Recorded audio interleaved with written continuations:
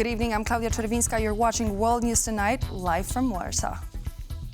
Tensions in Georgia are still escalating. Citizens do not recognize the pro-Russian government and have been demonstrating their commitment to European values for 18 days. However, with each passing day, fewer and fewer people are protesting and the party is cementing its power.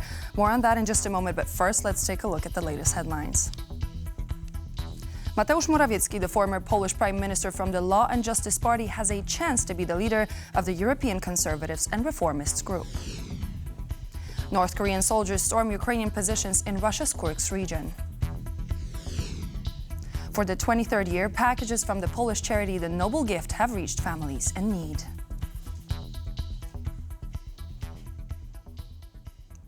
The 18th day of protest in Tbilisi has passed. As in previous days, it was characterized by peaceful marches in several parts of the city, eventually joining under the parliament. Our correspondent Don Arlith has the details. Another day of protests here in the Georgian capital continue. This comes on the heels of yesterday, the Georgian Dream Party choosing the one and only candidate in a new procedure. The candidate was Mikhail Kavalashvili for president, and later this week, the current president, who is democratically elected, President Zhorabashvili, will end her term. She, however, maintains that she is not stepping down. Now, earlier today here in the capital, several groups of demonstrators marching throughout the streets. One of them, a group of internally displaced people from the Russian-occupied regions of Georgia, of Abkhazia, and South Ossetia, as well as some of the election observers. Now, we spoke to some of them to listen to their demands and concerns, and here's what they were telling us. Our demand is that we want new elections because this one was rigged, brutally rigged, with every known and unknown possible ways. So these elections are not showing the people's choice, and we want a new one with a new government and with the help of international community. People were coming without even IDs or fake IDs, and whoever were intervening, the fraud attempts, we are even physically assaulted by the thugs organized in the police stations by the Georgian Dream. So we will not stop till we will break this system, and we will break the system into pieces, actually. Now, of course, these demands, such as new elections, continue night after night after night here in the Georgian capital and in other cities around Georgia. Interestingly enough, a new electoral commission is also one of those demands, to have free and fair elections. The protesters here in Tbilisi say that they will continue these marches and demonstrations night after night until the Georgian Dream government steps down and until they get those new elections. Reporting from Tbilisi, Don Arlith, TVP World. Former Polish Prime Minister Mateusz Morawiecki has been endorsed by Giorgia Meloni to lead the European Conservatives and Reformists fraction in the European Parliament. Morawiecki may, however, soon be facing legal proceedings at home over alleged abuses of power during his term as Prime Minister. Marek Steele has this report. Mateusz Morawiecki. Mateusz Morawiecki among the Brothers of Italy. The former Polish Prime Minister was among the few guests from abroad to speak at Italian Prime Minister Giorgia Meloni's party rally. It is time for us to begin a new journey. It is time to rediscover Europe's greatness. Europe is the heart of the world. It is the root of the greatest civilization in history. In Rome, Meloni endorsed Morawiecki to lead the European Conservatives and Reformists fraction in the European Parliament. We will open nominations for the election of the new president, and I assume that amongst those who will put themselves forward will be my friend Mateusz Morawiecki, Prime Minister of Poland, a great conservative and a friend of Italy. Experts say Morawiecki may not have much influence over European politics, as the ECR group is not part of the EU mainstream and has seen a larger competitor, Patriots for Europe, emerge on the right side of the EU's political spectrum. European People's Party would like to work together with Meloni, who is considered to be a reasonable, right. And the EPP will not work together with the PIS party because Donald Tusk would not allow them to happen. Mateusz Morawiecki tried to win Law and Justice's party nomination to run for president of Poland in next year's presidential election, but a different candidate was chosen by party chairman instead. Morawiecki is in serious trouble. In February, we expect the former chief of this agency for strategic resources to be extradited from Great Britain to Poland. So he'll be interrogated by the Polish prosecutors. We'll see if he's willing to testify or not. Former Prime Minister Morawiecki's involvement is clear. The investigation surrounding the Polish government agency for strategic reserves led to an arrest warrant for its former head, known as Michał K. He was detained in the UK on charges of overreach of authority to achieve financial gain and awarding profitable contracts to favored businesses. Morawiecki could face legal proceedings in two other cases investigated by special parliamentary committees, the mail-in ballot of 2020 and the so-called Visagate scandals. But no formal charges have been presented to him so far. Polish incumbent President Andrzej Duda has been tapped as a candidate for a Polish member of the International Olympic Committee.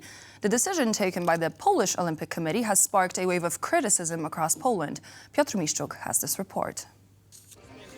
An avid skier and a jogging enthusiast, Polish President Andrzej Duda is nearing the end of his tenure as the country's head of state. In August, his term will draw to an end, and at 53, he'll be looking into new options. One cushy job has already been dangled before him. He's been recommended for IOC membership by the Polish Olympic Committee.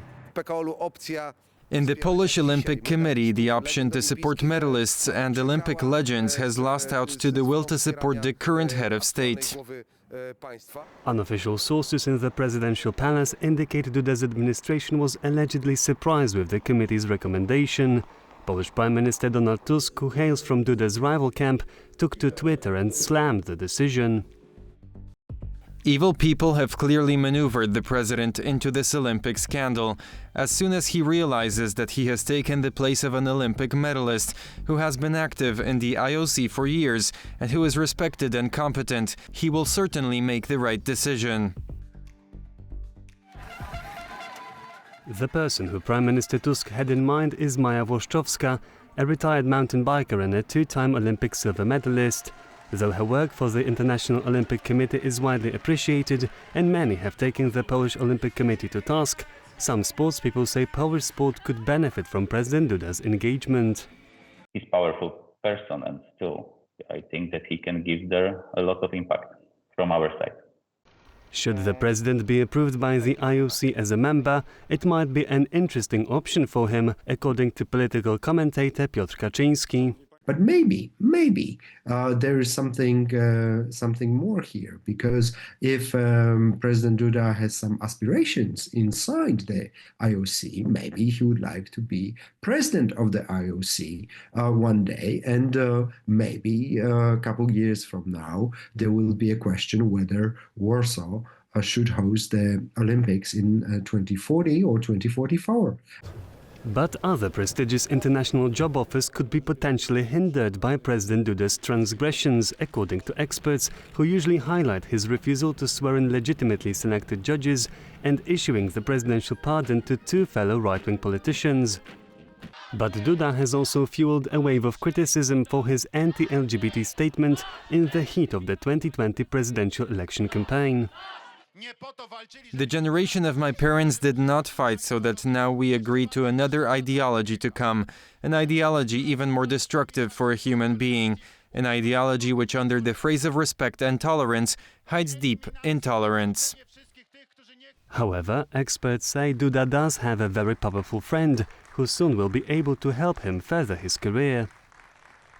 So maybe President Trump will say, yes, Mr. Duda is my candidate as well. I'm backing him up for pretty much anything.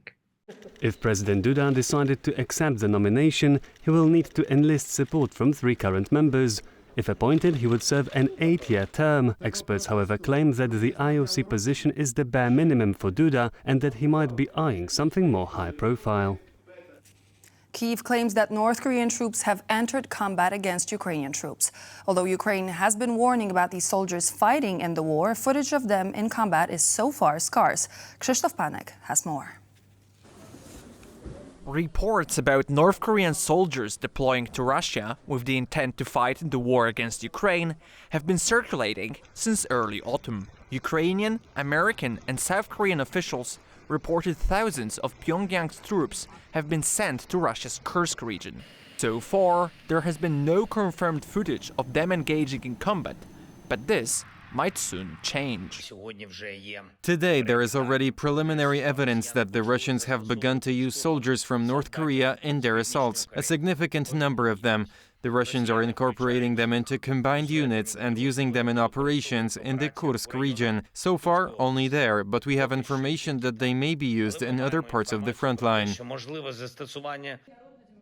While Russia is receiving help from North Korea, Ukraine is still taking volunteers into its armed forces. I was born in China, and that's a totalitarian country. I spent almost my whole life to escape that country. I know how terrible to live in that kind of country. Before I came here, I served in the US Navy. Ukrainian forces have faced setbacks in recent weeks, losing about 40% of the ground taken in the Kursk region. They are also being pushed back into Donbas, around the key town of Pokrovsk. Its loss would cut a key road in the region, complicating Ukraine's logistics. The advance of Russian forces is proceeding slowly. Most of the combat is taking place over long distances, using artillery and missiles, with soldiers rarely fighting face to face. They say that artillery is the god of war. It causes 90% of the damage that's inflicted on the enemy. The Ukrainian campaign of long-range drone strikes continues. Over the weekend, Ukraine struck a base of Russian paramilitary forces in the city of Grozny, located in the Chechen Republic, some 900 kilometers from Ukrainian lines. The Fitness World Championships kicked off in Budapest, but not without some controversy. The Lithuanian team has since withdrawn from the event after one of its athletes was disqualified for unsportsmanlike conduct. All this over a T-shirt that read "Make Russia Small Again." Aisha Badje has the details of the story. Lithuanian athlete Kornelia Dudaitė was inspired by Ukrainian President Volodymyr Zelensky's bold and humoristic stance against Russia at the World Functional Fitness Sports Championship in Hungary. When we went to the championship, we were told that Russian athletes would also participate, but as neutrals. Since we knew what that meant, it was clear to me that I would have to show my attitude. At the opening of the championship, she walked the parade of participants with the Ukrainian flag and a T-shirt that read, "Make Russia Small Again." It seemed wrong to me that in Hungary, in its media, the participation of Russians is welcomed. I do not think they should be welcomed. This T-shirt shows my civic position when Russian athletes wore T-shirts with the word Russia written on them, although they had no such right. Russian athletes were only allowed to compete under a neutral flag and as independent neutral athletes. After refusing to change her top and remove social media posts, Dudaitė was disqualified from the games. Later, the entire Lithuanian team pulled out of the competition in protest of the organizers' failure to enforce neutrality rules. This organizer's negligence, ignoring the neutral flag policy, is absolutely incompatible with our values. Therefore, the Lithuanian Functional Fitness Federation recommended that the national team members withdraw from the competition. Since the beginning of the war, the Ministry of Youth and Sports of Ukraine reported the death of 479 Ukrainian athletes and coaches, including world champions, European champions, and participants of the Olympic Games. And so far, the Hungarian administration has repeatedly blocked sanctions against Russia in Brussels, standing out as particularly pro-Russia. Poland, Italy and Germany had the most deaths related to air pollution in 2022, according to the latest report by the European Environment Agency. How is Poland dealing with poor air quality and what's causing the problem? Kazimierz Wysiak reports. The air quality in Poland is actually one of the worst in all of the European Union. But the main reason behind it may surprise you. It's not industrial chimneys like the one you can see behind me, but rather regular household fireplaces. With the coming of winter, many Poles turn to burning wood and coal to keep their houses warm. Piotr Siergiej, an expert monitoring air quality, told me this traditional type of fuel can be disastrous for air quality. As of now, we have more than 2 million of these coal or wood-fueled furnaces across Poland. We call them soot belchers because of their negative effects on air quality. They meet no emission norms. It's like an old iron box straight out of the 19th century. More than 34,000 people passed away in Poland in 2022 because of the particular matter concentration in the air, the second worst result in the European Union, as shown by the latest report of the European Environment Agency, or EEA. Since 2019, the Polish government's answer to that problem has been the Clean Air Programme, a system of grants for switching heating systems to more eco-friendly ones. In the past year alone, we've allocated a record amount of more than €3 billion for the Clean Air Programme from the Phoenix Programme and the National Recovery Plan. New applications to the program have been suspended for the first quarter of 2025 by the new centre-liberal government due to reports of individual contractors taking advantage of consumers. But according to the climate minister, the number of malpractices has been minuscule compared to the total number of applications. We need to digitalize the program, fix the irregularities, and introduce more oversight over all the applications. According to the National Energy and Climate Plan, we aim to decrease Poland's air pollution by 66% by the year 2040. And it's not all bad news. While the air quality still leaves much to be desired, the situation is steadily improving.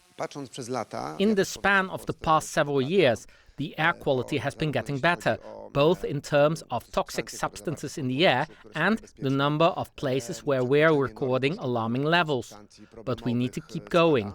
8 to 10 years ago, we had more than 3 million of these coal and wood-fueled soot belchers. We've dropped to 2, so 1/3 of the problem is behind us. In 2018, the World Health Organization reported 36 out of 50 European cities with the worst air pollution were Polish. In the last 2 years, that number dropped to 21, according to the EEA. Some of the Polish towns with the worst air pollution are Nowy Sącz, Częstochowa and Zory. While we are still a few years away from reaching the goals set by the European Union, the actions taken by the Polish government hopefully will bring us a breath of fresh air sooner rather than later. From Warsaw, Kazimierz Łysiak, TVP World. The 23rd Weekend of Miracles is taking place in Poland. 17,000 packages from the charity The Noble Gift, or Szlachetna Paczka in Polish, will be delivered to families across the country. This is a special time of year when help comes to those who need it the most. Anastazja Janchenko reports. Everything should begin and end with kindness. From person to person, good deed to good deed. The Weekend of Miracles is a time filled with emotions, touching moments, and joy. Noble Gift is all about the people. It has been my tradition for over 10 years. It is a great miracle of help. We all gather together to do a good deed and make someone's life easier. Years of visiting families, with years of meeting wonderful people, and friendship. This is what is the center of Szlachetna Paczka. Thousands of volunteers across Poland gather in mid-December to deliver gifts to those who are in desperate need of help and support. Volunteers personally visit the families and listen to their stories, which can sometimes be incredibly tragic and touching. I'm gonna cry. This is making me cry. I was deeply moved by the story of an elderly couple. The husband is seriously ill, and his wife, despite her own health issues, cares for him. Though it was to place him on a hospice, she refuses to give up on him. I was determined to find a donor for them, and we succeed. Since the beginning of the war in Ukraine, Ukrainians can also receive help. These are individuals who are lonely, ill, and now living in a foreign country. I remember Mrs. Elena, who was from Ukraine. She was blind and alone, having fled from the bombs. This is the most important thing. We are simply helping another person. We don't care about their status or nationality. This initiative unites the entire country. According to last year's data, more than 697,000 donors and 14,000 volunteers participated in the campaign. We have helped around 17,000 of people, and in Mazovian Voivodeship there is about, if I'm not wrong, 2,000 people. This year, the situation is particularly tragic. According to the latest report by the Polish Committee of the European Anti-Poverty Network, poverty levels in the country have reached their worst point since 2015.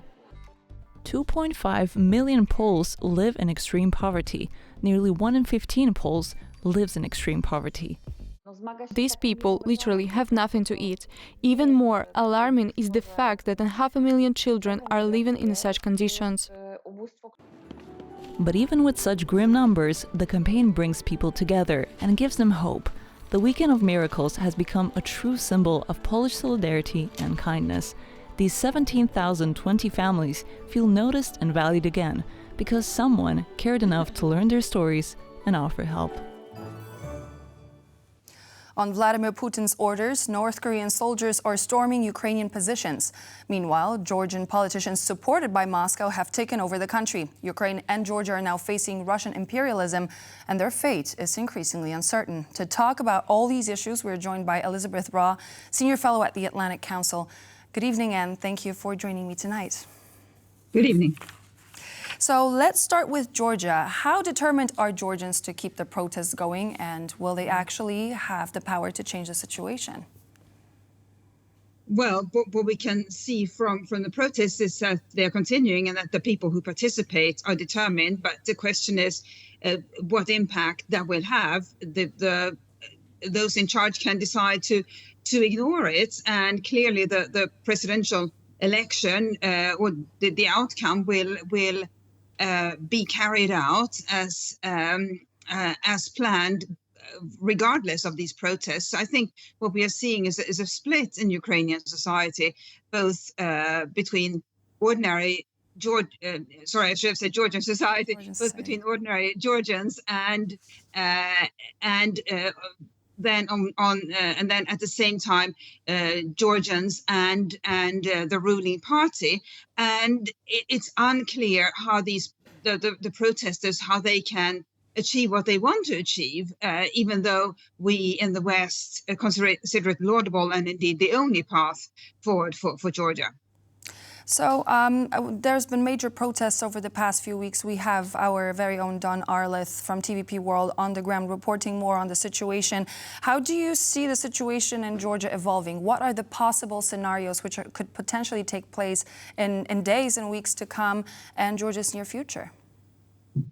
See, this is why this is so similar or reminiscent of Ukraine 10 years ago. In fact, it's so reminiscent that I happened to say Ukraine earlier when I meant Georgia. So it is really a fork in the road for Georgia.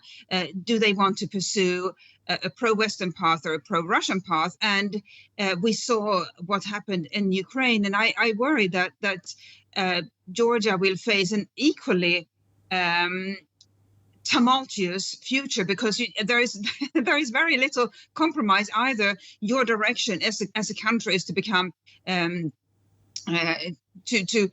pursue a path of more alignment with the European Union, or your path is to pursue more alignment with Russia. You can't do both at the same time, and that's why this is such a decisive time for Georgia, and then also, frankly, tragic time, because what looks likely to happen is that the pro-Russian side, through various means, will be able to steer Georgia in that direction. That will be to the detriment of large parts Georgian society, and I think also the stability of Europe. Now, we should remember that Russia and the pro-Russian side in Georgia will see it differently, but from a European perspective, from an EU perspective, it is tragic that what seems to be happening is that Georgia is, through various means, sliding more in a pro-Russian direction. It is definitely a tragic development to be watching what's happening in Georgia as of now. But what could the European Union actually do in order to help people in Georgia and to possibly have some influence on the situation in the country? Well, let me start with what the European Union should not do, and that is to tell the Georgian government or Georgian society what to do. Even though we feel we rightly feel that we have useful suggestions and advice for Georgia, any sort of involvement and engagement of that kind would be construed by Moscow and indeed by the pro-Russian side of Georgian politics as EU meddling in Georgian affairs. So what let me rephrase this. So what could Europe actually do to help Georgians? Yes, that is a much harder question. It's much easier to say what the European Union should not do. I think what the EU can do is keep insisting on the importance of free and fair elections, of free speech, open debate, and so forth. These are values that nobody can contest. Not even the Kremlin can dispute that free and fair elections are a good thing. Then it's clear that Russian elections are not free and fair. But that's the sort of thing the European Union can do, and not just the European Commission, not just members of the European Parliament, representatives from all over the European Union, including Poland.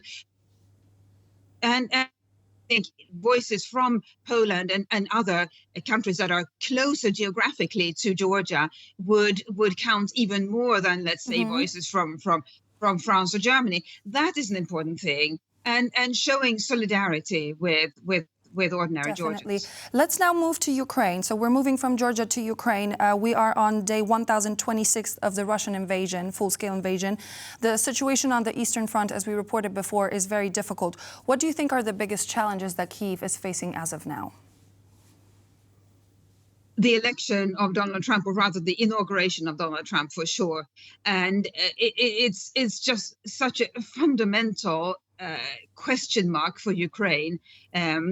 What will happen once Trump takes charge? And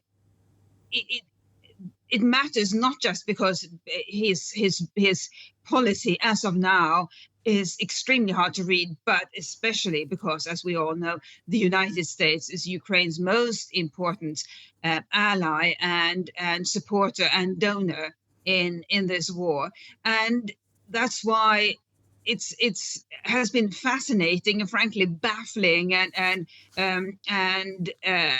frustrating to try to figure out what the Trump administration's policy vis-a-vis Ukraine will be, because there seems to be a divide between different camps in the incoming Trump administration, and Donald Trump himself seems to sort of veer from one position to the other, from one day to the next. So it's extremely hard to know, just as you know, from an analytical perspective. And imagine then being the Ukrainian government trying to figure out how to continue fighting this war without knowing whether and how your most important ally will support you. Unfortunately, our time is coming to an end, but I have one short question I wanted to ask you. We have heard about the Northern Korean troops joining Russian troops to fight in Ukraine. What would you say, North Korean troops joining Russia, a sign of power of Russia or a sign of weakness? It's definitely a sign of weakness. Russia would not be using North Korean troops if it had enough troops itself. And yes, these North Koreans may make a difference for the Russians and may achieve some minor breakthroughs on behalf of Russia. But we should remember that North Korea is not doing this as an act of kindness. North Korea, Kim himself. There is always business involved. We always need to remember there is always business involved. There is always business involved, and North Korea will extract a price for this. Thank you very much, Elizabeth Bra, Senior Fellow at the Atlantic Council. Thank you so much for joining me. Thank you. And so this would be all the latest news here on World News Tonight, but please do stay tuned here on TVP as we'll be back in just a moment.